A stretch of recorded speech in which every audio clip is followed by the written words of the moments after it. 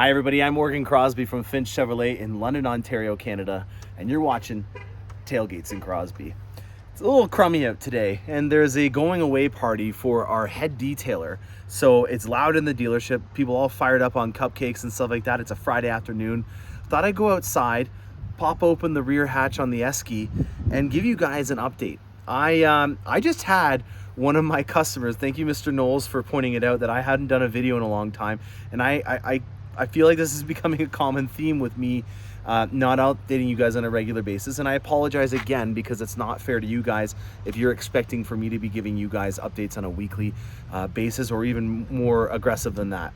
So I've got a lot for you guys to get through today, guys. This is going to be an all mixed bag episode, mainly to do with updates about what's going on. I'm going to give you guys my unfiltered approach on the situation with General Motors, and it's not going to be all sunshine and rainbows, and I guess the weather kind of reflects what it is. This is what we would call a mild overcast spring day, and that's what we kind of have for the forecast with General Motors right now. But I'm going to give you guys my unbiased approach on what I think that means. So stay tuned. I've got a great informative episode coming your way.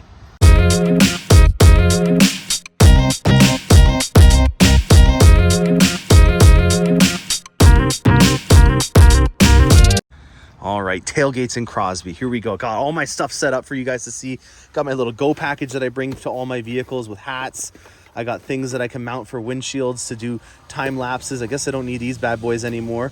I got my very stylish leopard print umbrella and some things in here just to see what behind the scenes in the Cars in Crosby rig.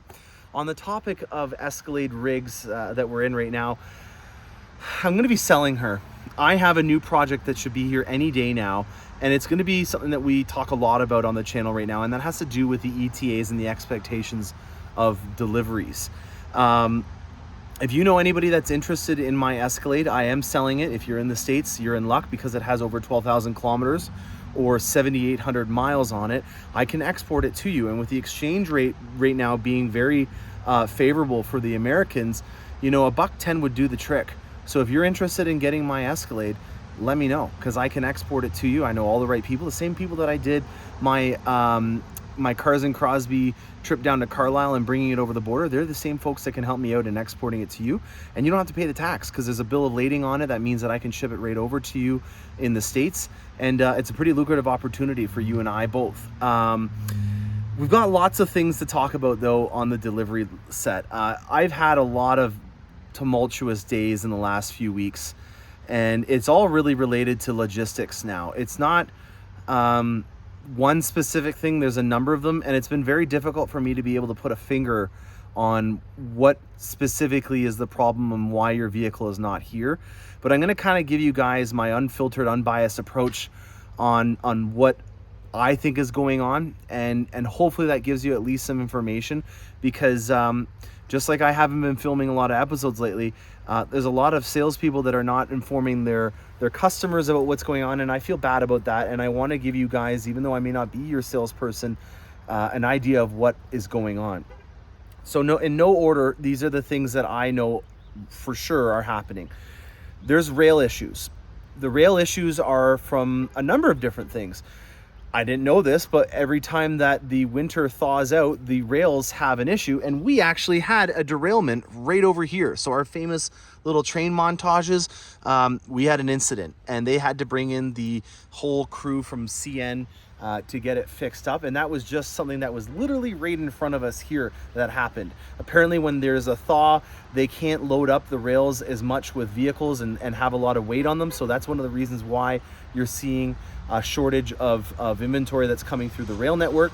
Then there was also a Teamsters strike that happened, so that was another reason in Canada in particular that we had issues, and I heard that BASF or BNSF was also going on strike, so there was one in the States. And then the last thing is trucks. We're having a big issue right now with finding trucks because there was such a huge influx of orders that got built and delivered in the late month of December and then into January and February. We have a backlog, and I'm going to give you guys an on-the-fly reference of what's happening. And this is just a local example. So at the Ingersoll Rail Yard, which is the big hub for General Motors in Southern Ontario, Ontario is about 11 to 12 million people. So this is a good example, and don't think that just because I'm in Canada that we don't have the volume. If you're trying to reference it to, New Jersey or California or something, we have enough volume in here that this is going to be legitimate, because it's a similar problem that is happening everywhere. And I've talked to national order management, and I made sure that it's not just me that they're singling out. It's everywhere across the board that dealers are having the same issues. What's happening is there's contracts that have been made for specific vehicles to be taken, and every single time that there's more than what the contract that General Motors and the transport company like Oakwood or Jack Cooper have, they just put them into an overflow lot. And so let's just use these as an example. For Ingersoll, they have 900 vehicles that they can deliver on a weekly basis to the dealerships that are in and around the Ingersoll rail yard, which is where my vehicles come from. If you have 950 vehicles come in a week, the additional 50 that they couldn't get to end up sitting in a lot like this. And then what happens is next week there's 1,050 that come in, and they were only able to get 900. So now 150 additional vehicles are coming in, and guess what? They're getting stacked in front of the ones that they couldn't get to the week before. So what's happening now is I have specific customers that are seeing their buddies that are getting their vehicles, and they're wondering why, hey, this guy, he ordered it at the same time, or he ordered it after mine. Why is he getting it and I'm not? It's because unfortunately they weren't able to get to your vehicle, and now it's buried in there. And unfortunately, my vehicle is one of those. So this hits home because my next vehicle, the next Cars and Crosbie project, is buried. And unfortunately, it's not going to be something that we can get that person that was at the very beginning of these. We're going to go over this one because that's the new gen AT4 beside the old gen over there, or the MCM, or the mid-cycle refresh.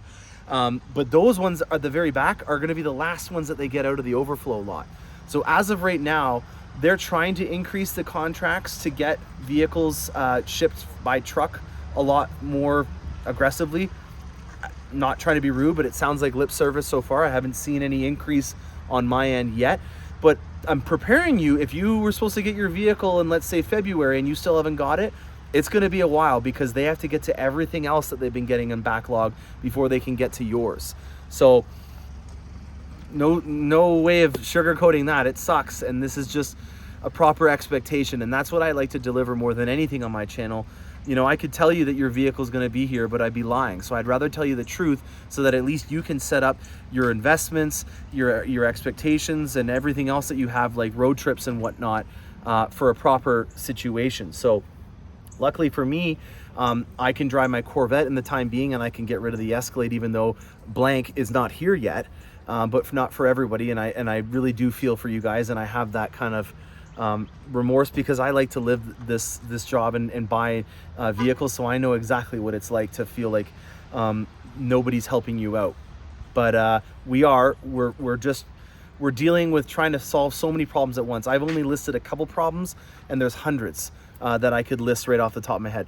There's upfitter constraints. So for example, this AT4, when it gets its Line-X spray put in from a third party, they have a backlog of people trying to get those done. So even though your vehicle might be built, it might be waiting to get a spray and bed liner. Hint, hint, nudge, nudge to most of the HD truck owners out there right now that are coming out of Flint, Michigan. There is a huge backlog of people trying to get spray, or of GM trying to get spray and bed liners done to their trucks, and they're not getting shipped in time. So it may be because of a component that they're doing to the vehicle. That's why it's not getting done. It might be because of a rail issue. It might be because of the biggest issue that we've had over the last few years, which is parts and supply constraints. And this is going to be another big long rant that you should take note of, because this is going to be something that you're going to hear about for a long time. Everyone knows about the microchip and the semiconductor shortage, but what most people don't realize is that once these semiconductors and microchips started to get fulfilled, the suppliers that made other components, whether it be the housing for these taillights, or the tire pressure monitors, or the blind spot assist systems, all those third-party vendors, or the tier 3 suppliers and the tier 2 suppliers, were all of a sudden inundated with a huge amount of orders. And if you follow along with the jobs reports in the US economy, we can't keep up with fulfilling jobs right now. And so unfortunately, there's a lot of labor issues that are going on right now in the automotive industry, because these tier 2 and tier 3 suppliers are not able to fulfill all these orders that are all of a sudden flowing in, because maybe General Motors only asked for 400,000 pieces of something, and now all of a sudden General Motors wants 600,000, and that one component is bottlenecked, even though every other supplier, you know, had the foresight to start producing more. All it takes is a few of these issues and you're going to see it. Just to list off the top of the head some plant managers that have expressed some shortages. Mirrors. First time I've ever heard of mirrors being on shortages. Steering wheels. Steering wheels is a huge one that I've been hearing about. Grills. Grills at a lot of the plants are on back order. Let's just go around this vehicle and start pointing off some of the things. So I've heard about the mirrors lately. I've heard about front grills at a number of plants. The pickup trucks in particular and our full-size SUVs have a lot of issues with that. Steering wheels, I'm hearing that coming from a couple of plants, from the XT5 all the way to the Equinox plant. We're on the corner. We're hearing about a lot of the tech packages, so the heads-up display being an issue on our pickup trucks. I've got the constraint list right here, actually, and this is going to give you a real big summary of what we are facing right now when it comes to placing an order. I'm looking at the HD Silverado in particular. We cannot build anything that's a double cab or a regular cab. We can't build a work truck. We can't build anything that has power mirrors or a True North edition. We can't build diesel engines. We can't build the LTZ trim. We can't build a high country. So basically we should be starting to ask General Motors, what can we build if it comes to an HD truck right now? And that's a really poignant example. There's not all of them that are the case like that. One thing that stands out right now that you can get a really good allotment on is the XT5 and the XT6. I have 3 XT6s that I can place next week. I have 7 XT5s that I can place next week. The half-ton trucks, the new gen, this is the mid-cycle or the MCM that they've been going on about. Here you can see the AT4 and the 2 different generations. These are both 22 model years. This is a Carbon Pro, so these are both heavy hitters. I had a Carbon Pro, and this here is the new style. I quite like this grille that's on here. They're the same guts. The bones are the same, engine's the same. This has got a 6.2 in it, which you can get this week. The diesel, you cannot get. You can also get the 5.3 V8, and you can't, you can get the 2.7. So you're all over the map with stuff. But what I would take away from this is that if you're able to get an allotment piece, don't be surprised if there's something that you can't get put on the vehicle. If you have an order on bank and you haven't touched base with your salesperson in a month or two, it may be a good idea for you to touch base with them, because I think that you're going to find that there is a new revised production update on when your vehicle is going to get built. Corvettes, we've had some bad news. The plant shut down, but we're back in action. But in terms of the supply of items, Rick Conti's episode, where he kind of just let out a big sigh in the beginning of his episode, was pretty apparent. My Post-it note just fell off. This is what I got of some things that I was going to talk to you guys about, but I had a good memory and I listed most of them. If you are interested in getting some really cool examples of the pickup truck, I have 2 ZR2 Silverados available. I had 4 awarded to me. Canada got 40 ZR2 Silverados for this production cycle, and I was able to get 4 of them. So I got 10% of all the ZR2s in Canada, which I'm pretty proud of. I had 2 people already on my deposit list, and I called around, got 1 of them sold, and I still have 1 ZR2 that is available. If anyone's interested in getting it, you can build it in whatever color you like. They come pretty well loaded. In Canadian dollars, they come in at around 81 grand. So that is something that I think would be highly a collectible thing. You know, they're not very common. We've never even had one on the lot yet that you could get, and that would be the Chevy version of the AT4X. That's a regular AT4. The AT4X is going to be the more aggressive off-roading version of that. So constraints a little dire right now, unless you're looking at an XT5 or XT6. We haven't had a full-size order in almost a month now, which is absolutely unheard of, and it comes back to one of the things that we were talking about earlier, which is my orders being backed up. It's a turn and earn strategy with General Motors. So if I don't have my orders coming in, I can't get new ones.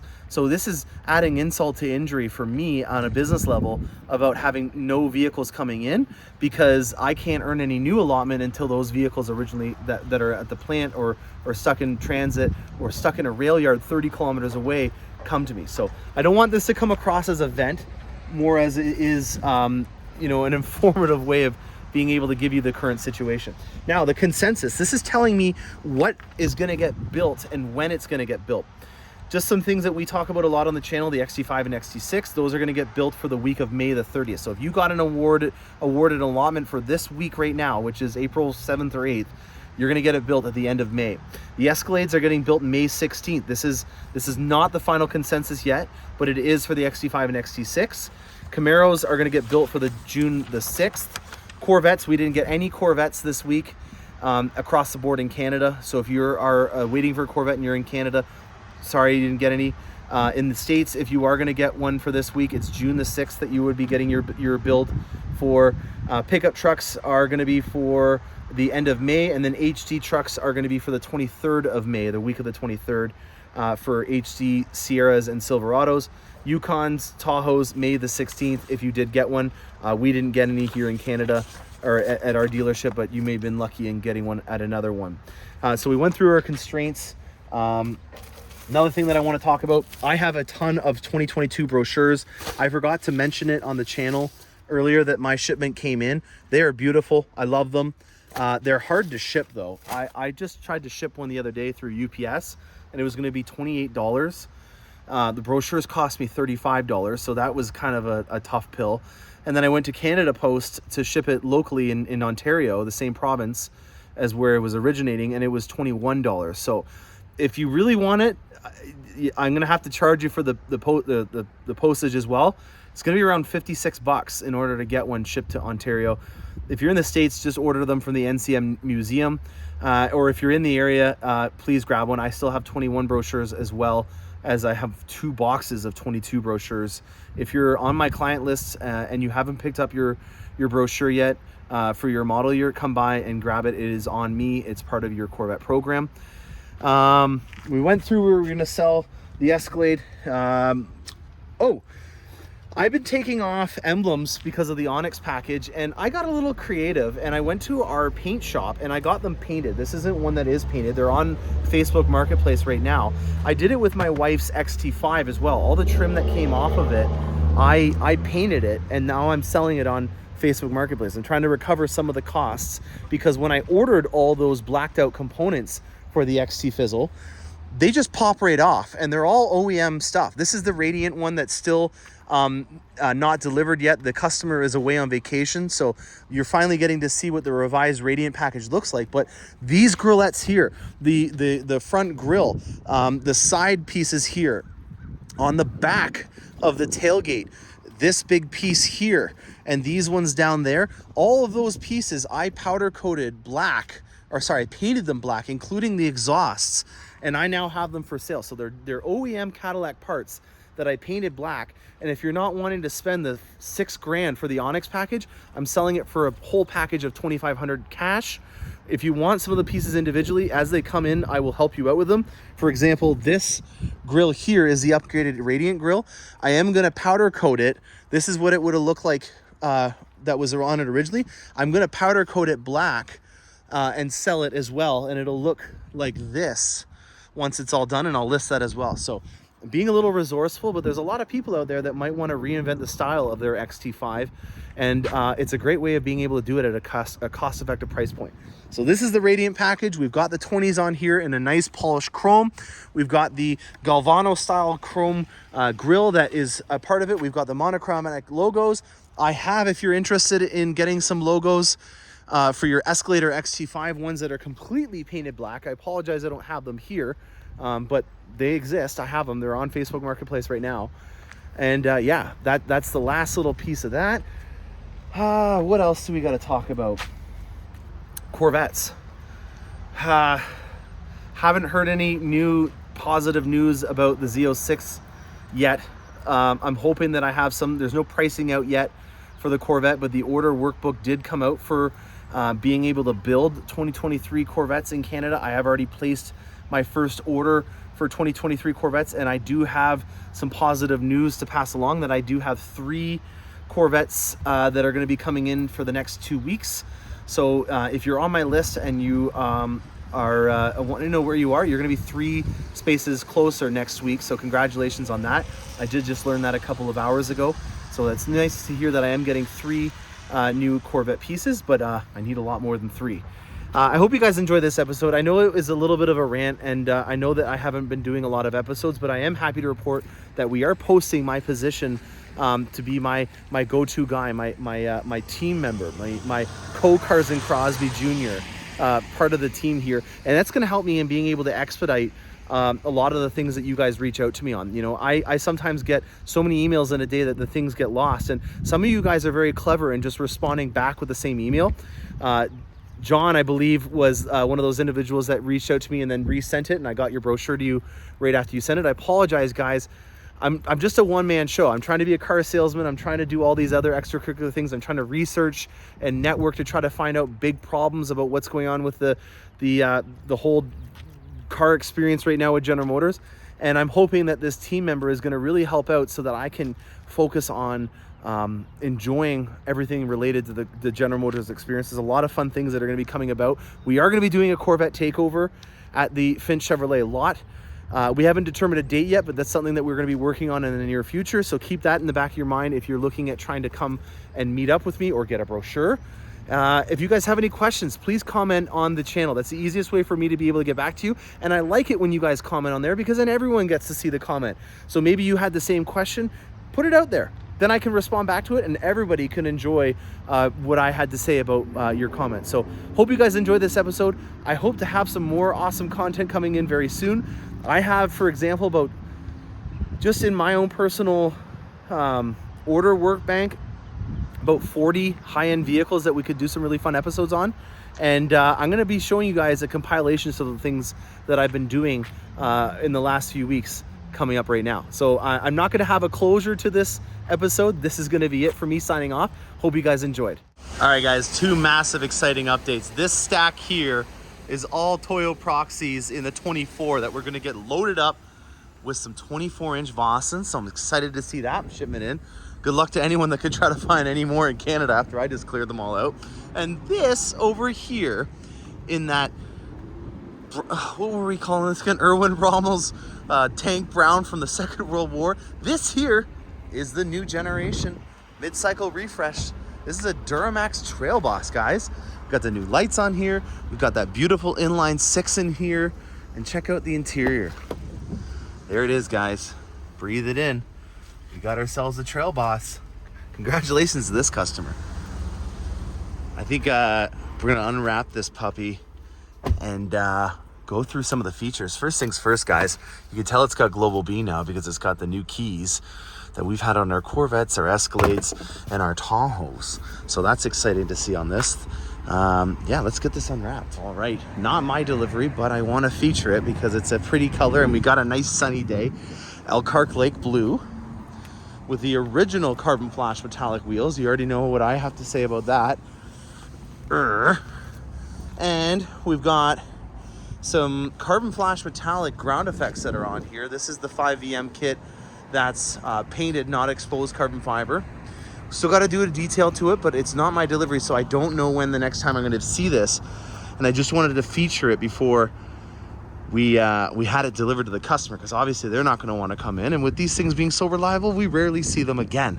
The only time that I do see them is when we buy them back more often than not, or when they're on their 12,000 kilometer or 7,500 mile major service, which is for your transmission filter. Some of you guys have been wondering about that because in Canada here, it seems like there's a difference in the warranty program. In America, y'all Yanks get a free transmission filter, but apparently in Canada, we do not. I paid for it because I was one of the crazy guys that had one way before everyone else did, and the program wasn't even out yet. So to clarify for you guys, from what I've been told, in Canada, we do not get that dual clutch transmission service done free of charge. And that's the first time that you do it. You don't do it again for quite some time. But I think it's about 24,000 kilometers at the next time that you need to do it. So I have 25,000 kilometers on mine. So it won't be for a little bit more time that I'll need one. And if you think about all the cost of ownerships with these things, that's a penny in the bucket compared to how much fun and low maintenance costs you have for it. That's really the only thing that I've had to invest in from a maintenance perspective. as my first two oil changes were free. So yeah, I guess oil changes is going to be the only other expense, and it's not a significant expense. You know, when you think about what you're doing to the vehicle, it's an investment. You're taking care of it just like you would to your body. So when you think about how much these things bring joy to you, it's a penny in the bucket when you talk about the maintenance.